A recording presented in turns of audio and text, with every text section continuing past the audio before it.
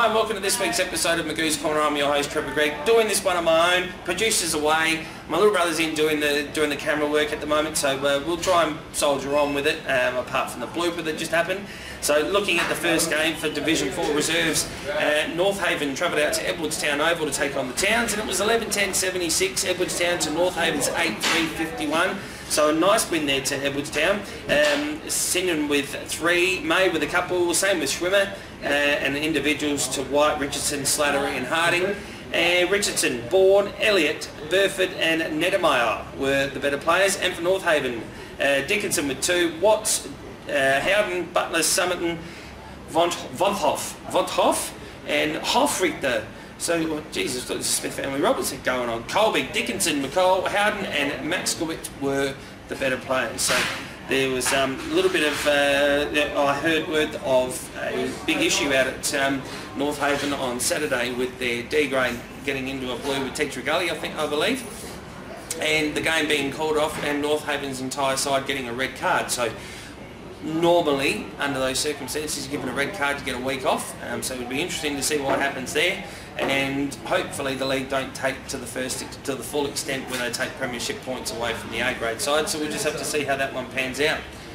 Next game was Eastern Park and Salisbury at Dwight Reserves, and Eastern Park going down 10-9-69 to Salisbury's 11-10-76. So nice win there to the Pies. Fairly even in the first quarter, same again at the half time. Eastern Park away with 4 goals, and Salisbury only going out to 2, and that's when they came home quite strong, kicking 5 goals into the last to Eastern Park's 2 goals. So Day and Siri with 4, Cullen and Banks with 1 each. Day, Shipman, Prime, Banks and Brooks were the better players out there for the D's. And Salisbury, Hoffman with 3, Short, Marks, Poisden with a couple, Carey, Hancock, Poisden and Diestel Feederson, 2 dads getting in the better players.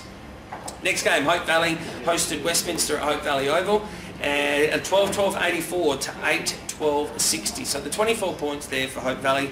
In the first quarter, Westminster got out to a quick start, 4 goals to 2, and that's when Hope Valley just went bang, kicked 7 goals to 1. And in the third quarter, Westminster started to come back a little bit, but unfortunately no good in the end. Vozzo with 7, Slater with 2, Moran and Patini. Vozzo, Perry, Pepper, Slater and Mann were the better players there for the Demons. And Westminster, Kay, Richardson, Woods all kicking 2 each. Steer, Riccardi, Larwood, Gordon and Wick were the better players. So yeah, nice win, especially that second quarter too. Now next game, Kenilworth hosted Paraka at St Mary's Park, out in the big park, and once again pretty easy out in the first quarter. Paraka just kicked on 6 goals to 1 point in the second, and then we had 3 goals to the 2 in the third, going out in the end with the 15 goals in the end. So 15-10, 100 to 6-6-42. So not a good day out there for Kenilworth.